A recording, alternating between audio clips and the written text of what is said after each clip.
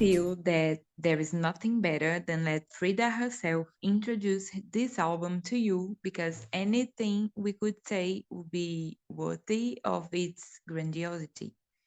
In 1996, Frida said, I wanted to portray the mature woman I am, the fact that I still have a little girl inside me, that I allow myself to be young but don't have to be 20 anymore, all at the same time. Vill ha allt, jag vill ha mer, ett andetag ifrån min själ. Så nära som din hand kan nå, du nuddar mig och vill mig väl. The moment to talk about Djupa Andeteg has finally came, and must be said that it's been a long-awaited episode for many, lots of you, as it seems to contain a bigger meaning for you, which I myself totally comprehend. So let's put the cards over the table and immerse ourselves into this album. Jag dansar utan vett och sans, besatt av dig och av din lust du tätt. Hi everyone. So before officially starting, I want to put here two disclaimers for you. First one, this episode is being made differently from the previous ones. We used to record our parts separately and then put the episode together after. Now we're making this like a conversation. I mean, together. Leah is here listening to me, and I'm here listening to her. She speaks Spanish, I speak Portuguese. So we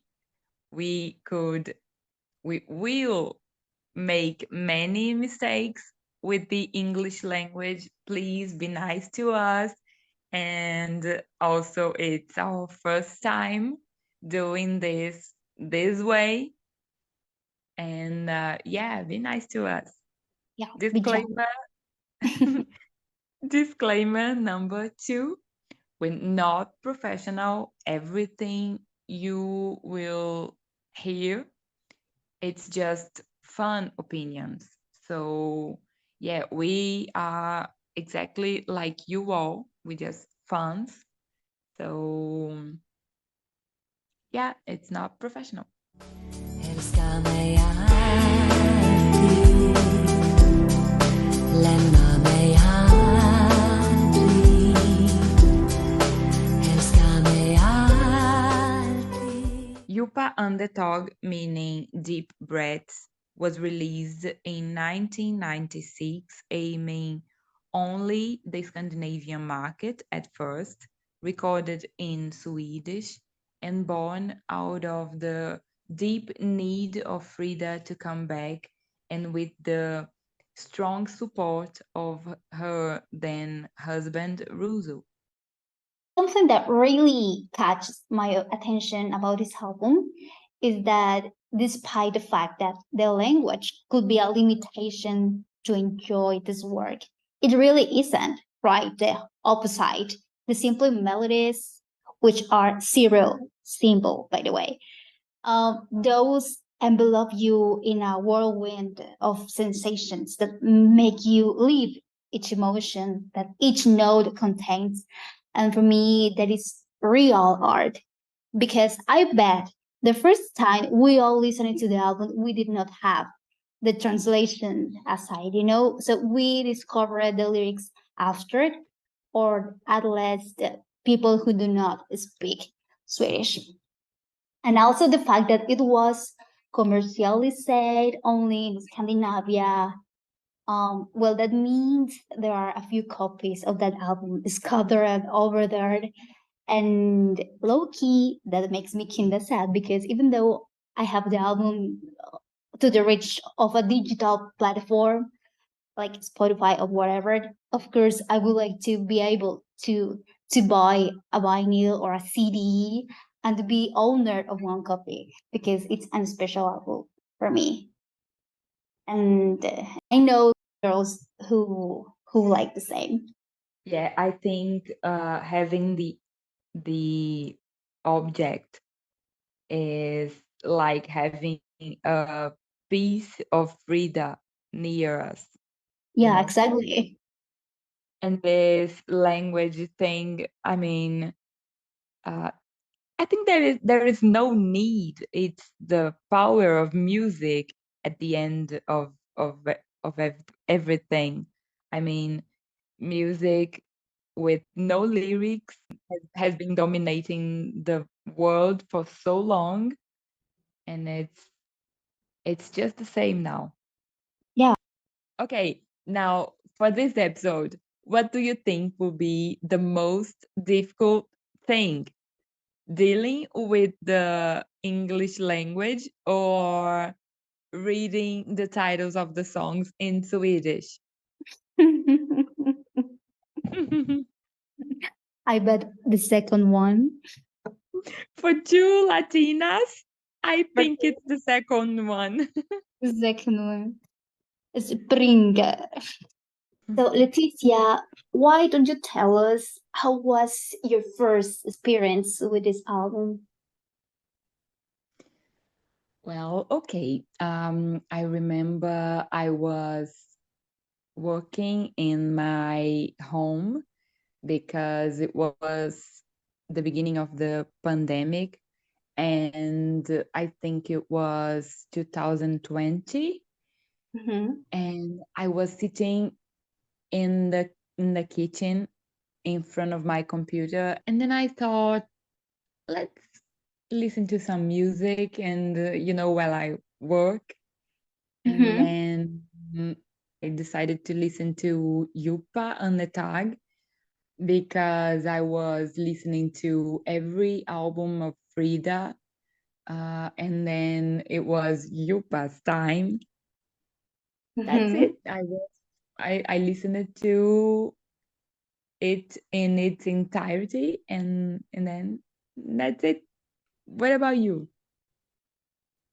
What about me? Okay, well, that was quick. In my it was near the end of 2019. I discovered Aben and Bluma first. That was my Mhm. first contact with this album. And the funny thing is, I already had my fan page for Frida by that time. And according to me, I knew her entire collection, but no, I was wrong. I don't know why it took me too long to discover this album. Really, it has no sense. But also, the album was not available on Spotify in my country, so I only could listen on YouTube. So that could have had a Oh, bit of an influence too. And oh. I remember saying the first time I listened to this song, kind of, wow, this is different. It's so Mhm. cool because there was something in that song that reached my deeps, and I even got goosebumps. And nowadays I do too. Like every time I play that song and that album, it's a special. Mhm. Yeah. I didn't know about this thing of the album wasn't available in your country. I never knew about it. Yeah, and I think some of us Mhm. take it a little more time to discover this album because of the language, maybe. But we didn't have like an easy access to the album as we did with the rest, in comparison. So I think that had sort of an influence. So yeah, that's why. Mhm. Yeah, she thought it was supposed to be a small thing, a small production, I think, but it turns out to be one of the most loved albums by the fans. Yeah, exactly. Like it went worldwide. At least all Frida Mhm. fans love that album. Like it was like the icing on the cake. Okay, and can you choose a favorite song? That's a hard question and a hard task. Um, Listen, my favorite songs too then were Aven and Bluma and Sista Basen Melde. It's I not fair. Choose one. I could listen to them on repeat over and over and over again. And just to make clear, my favorites had nothing to do with the fact that both songs were the most popular on this album. No, I simply found them exquisite. You know, they Mhm. took gently to another dimension. Just as reference, when you are on the street, yeah, and the song comes from nowhere, and you feel like the main character as you walk, powerful and stoppable. It was a similar feeling. Overall, with this one, Sista Bas Mede, sorry for my Swedish, and I can close my eyes, like really, and I'm there wrapped in this fantasy, dancing in goodbye with my eternal love. And I find myself too immersed that it brings tears to my eyes for real. And well, nowadays, that one is my favorite song, and it will be forever and ever, not about it. But also, I've grown fond of what's the name? Ben Comer, Sarah Ben Ikvel, and Mhm. on Fix Some Humbil, something like that.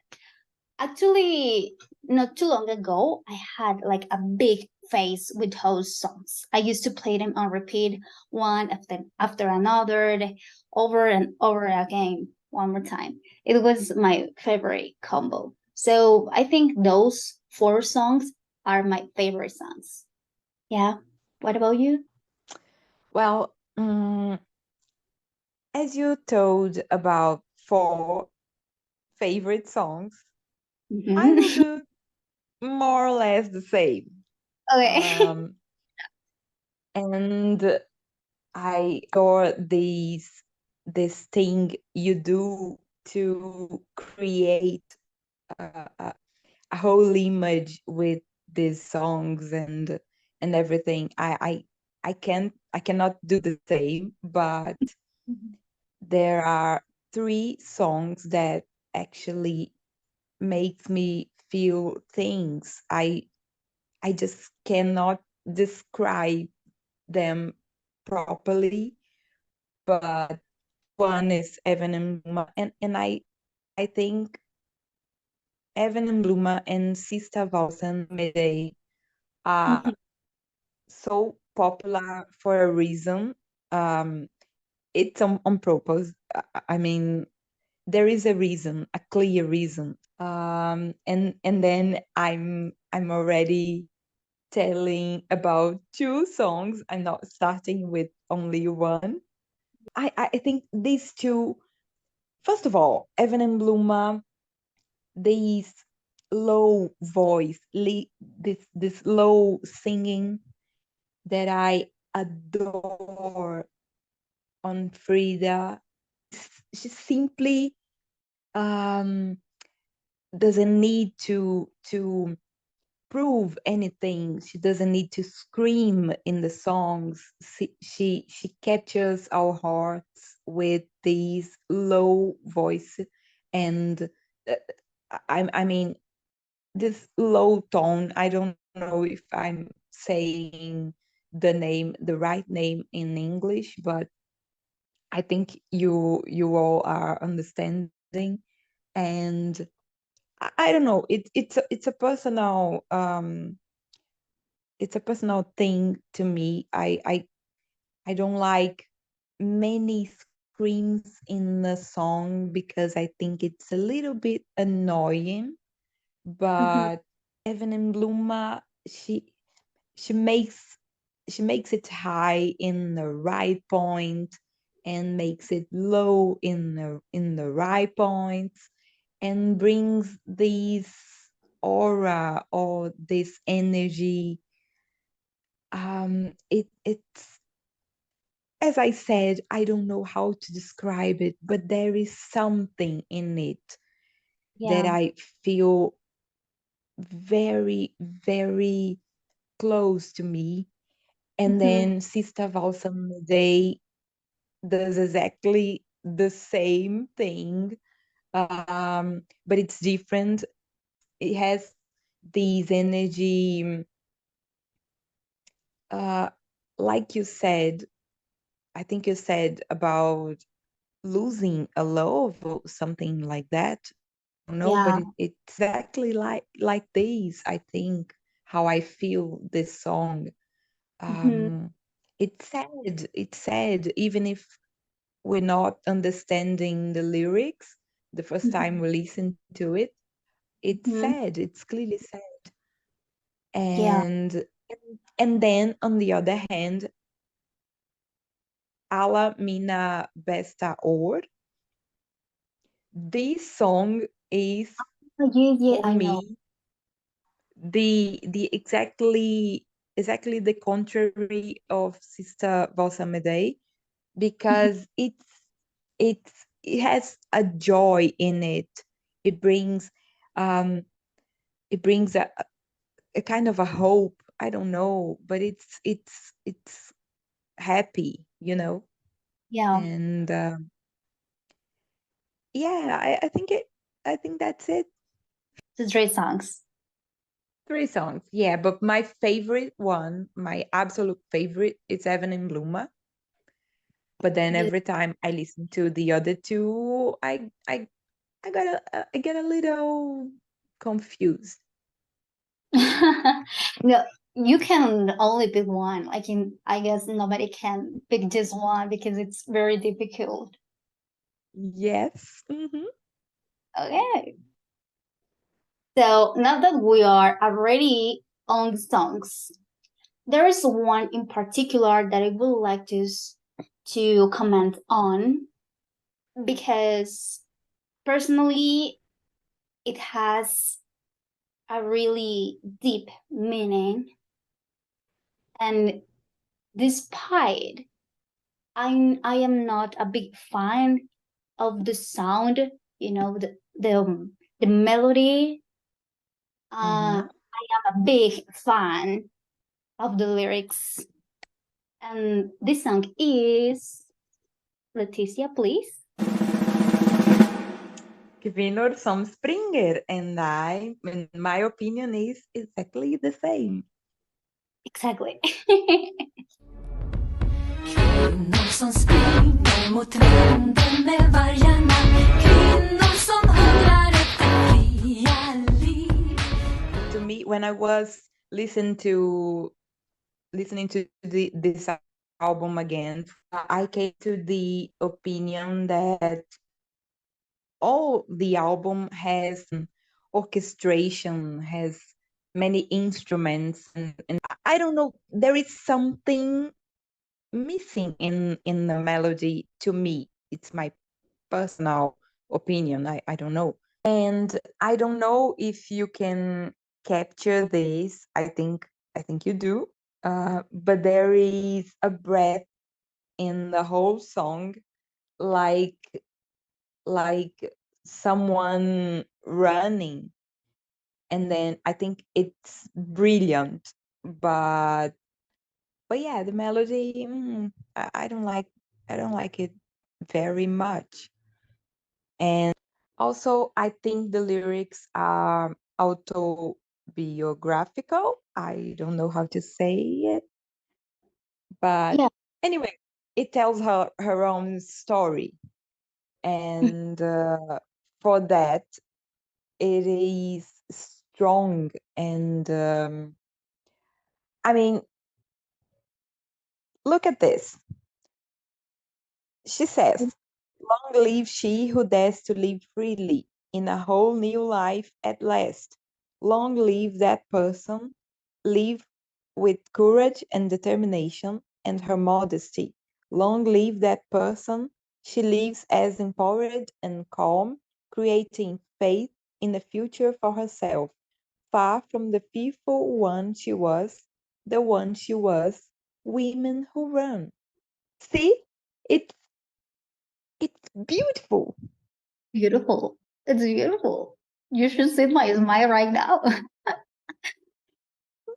Exactly.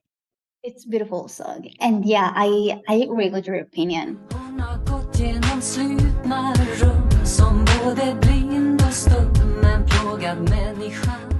I would dare to say it's one of Frida's more personal songs. She wrote it, so that is for certain, right? But my point is, she imprinted her spirit there. She left her essence, and it's a song that speaks about her. You know, it's her song, and therefore it is special, right? Mhm. But at the same time, she spoke up for all of us. And so I wonder if she has really realized that there are many of us that see ourselves reflect on her in different ways, of course, because even though our lives are different and we got to develop in varied environments, we have two things in common.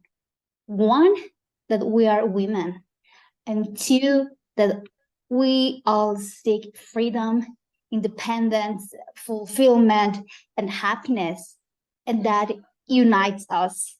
And this song, this wonderful song written by the amazing Frida Lindstad, which is Dinner som Springer, you know, it gathers what we are. It is like an atom to that fight so hungry to show the world and ourselves, of course, what we are made of.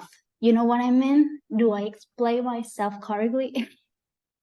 Yes, I mean, you said it all. Beautifully said.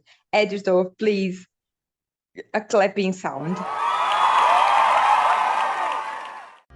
Jag sög in havets salta luft, en fuktig andedräkt som krusade hans mörka hår. This album almost seems to have its own fan club. So, for this episode, we gathered some fans from all around the world who are very fond of this creation, and well, now they have the chance to share their thoughts and opinions with all of us. So, let's hear them. Drack av junis varma våg och njöt i fulla drag. Han skänkte mig ett lyckligt år. As first guest, we have in the line Ainhoa from Spain, which turns out to be a dear friend of mine. Hi, Ainhoa, how are you? Hello, Lilian. I'm so excited to be here. Yeah, we're so happy to have you here too. I've heard you are very fond of the Djupa Andetag, so I have the first question. Why is this album so special to you? Oh, that question seems simple, but it's quite deep actually. I could say Djupa Andeteg is my favorite album because it's transcendental. It's not just a bunch of songs that could define a very specific stage in your life, but easily your entire life throughout the years. It talks about all kinds of feelings, the good ones, the bad ones, even feminism. It has everything. At the end, these songs fit with me and wrap my soul today, but I'm absolutely sure when I get to my 70s, their impact could be even harder. I always turn out to Djupa Andeteg when not even music will cheer me up. It moves me from the inside. Frida's singing and interpretations in this album are my favorites. I fell in love immediately. She sounds heavily beautiful and she she speaks out all my feelings. I could say many things more, though. Yeah, I totally feel you, understand you, and relate to you. And among all these beautiful songs, which one is your favorite? Though I had some previous favorite songs like Sista Vasen Medei, Soul Room has my whole heart. These songs talk about unconditional love, hope, and vulnerability. In the end, when we are with the person we love, whether it be reciprocal or not, we all have those feelings inside us. It talks about the most human feelings what one can have, and the fact that this person who is in love with her best friend is ready to give it all, even when the heart of a loved one is occupied, well, for me, is breathtaking. I empathize right away. The melodies sound dreamlike. It feels like she's actually telling her recurring dream, though during those first moments of dawn, when you're half awake and half in dreams.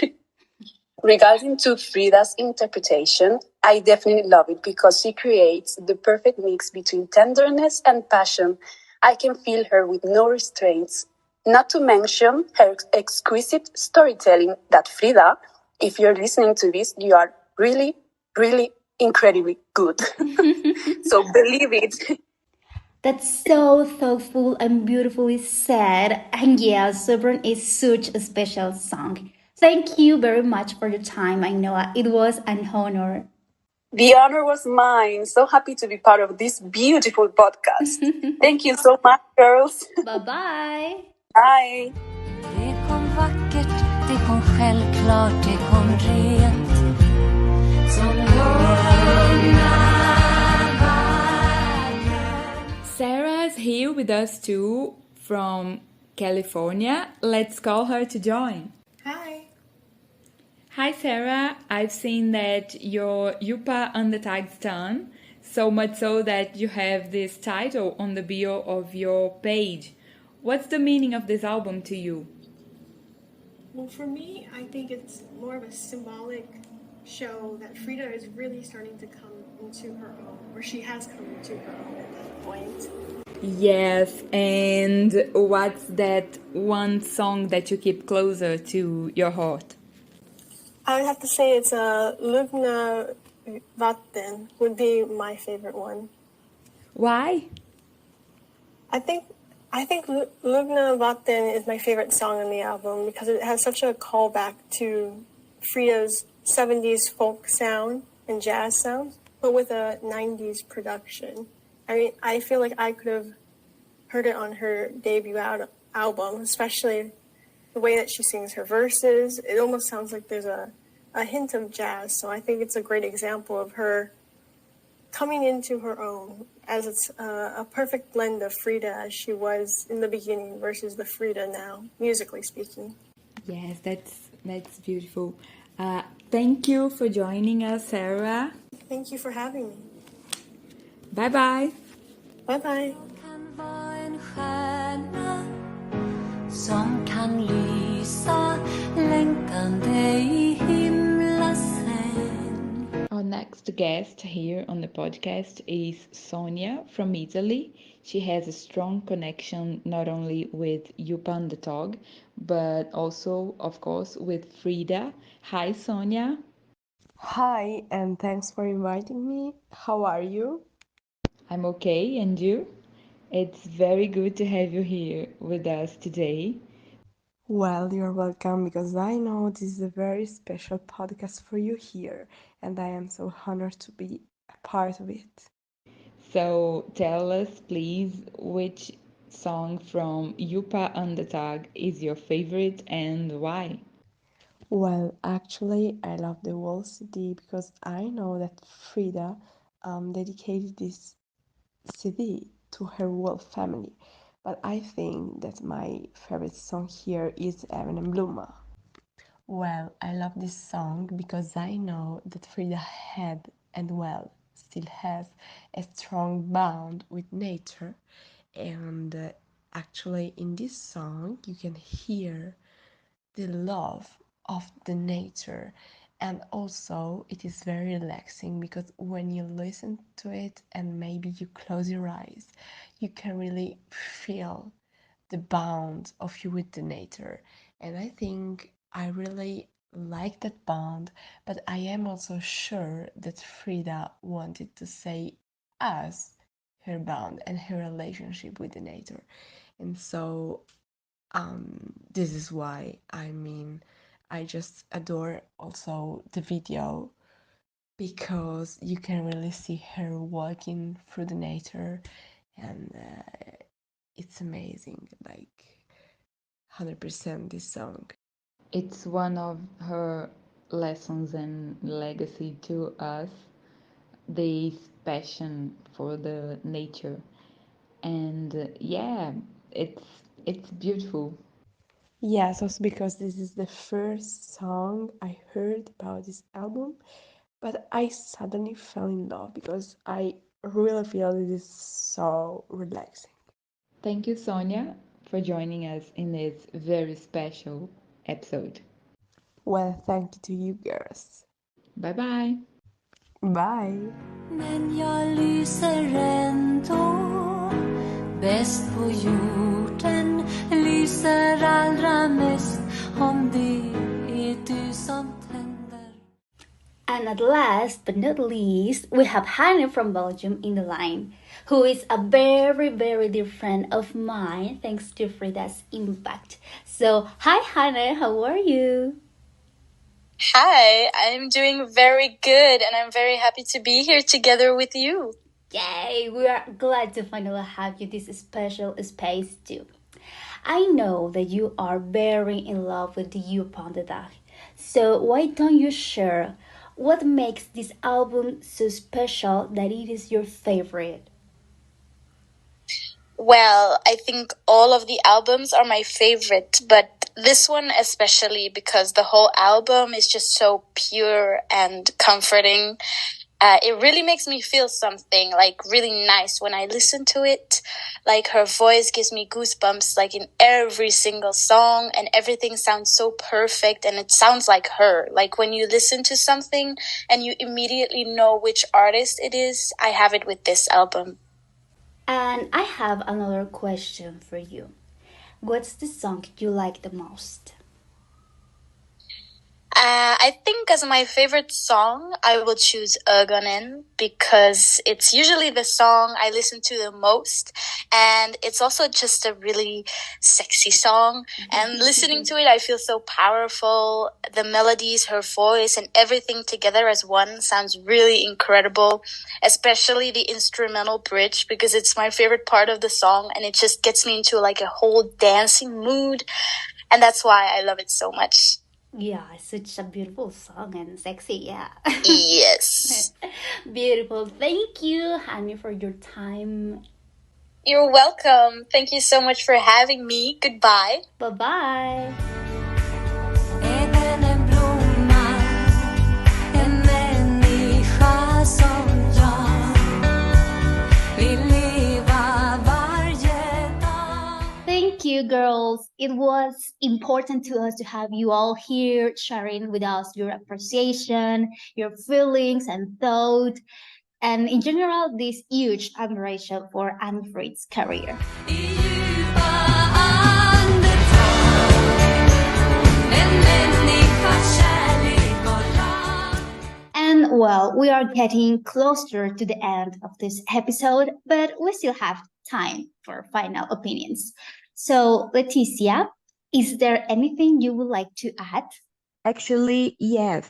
Beyond the personal meanings Yupa has to us, I think it has a singular importance to Frida's career. It is, of course, her comeback, the restlessness of the muse possessing her creative soul. But it is personal to her. It has all the details chosen by her. All the people involved were connected with Frida's ideas.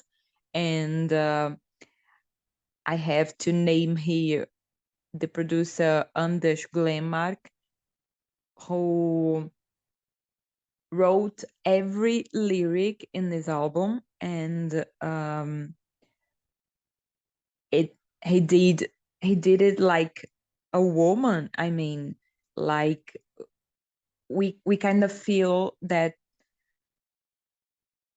Frida is all over the lyrics, and it is just Anders writing. It is impressive. And Frida seemed to be so sure of what she wanted it to be. That's why I think this album embodies her the most and most perfectly. That's why I think this album captures the fans deeply, despite the fact that many of us have no idea what every song is talking about. To me, it has a similar sound to the type of songs Frida used to sing in the early years of her career. So it's also like full circle, and comparing all the albums. I don't like this thing of comparing albums, songs, singers, and everything, but if we compare all the albums, um, in many of them, it's my personal opinion. I see details of Benny in the albums he produced, of Phil Collins in the album he produced, and Steve Lillywhite in the album of that he produced. But in Yupa is the album I feel Frida the most, and I think uh that's why I think one of the reasons that this album is so important, because um she was sure of what she wanted it to be, as I already said it. And the other thing I want to point is actually um, something I kind of dislike in this album. I mean, what in the earth is the necessity of making extended versions, remix? I don't like, I think I don't like any remix. I can remember a single remix I like of any artist. And yeah, that's it.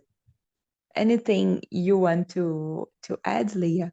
Well, what can I say? I want to congratulate to all people behind this production because they made it possible, and now we can enjoy this so loved album, this complete masterpiece, and especially overall to Frida. Thank you for delivering a part of you here.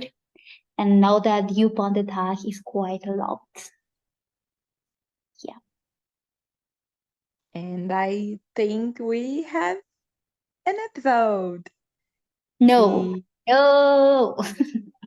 I would like to, before ending this, I would like to add something.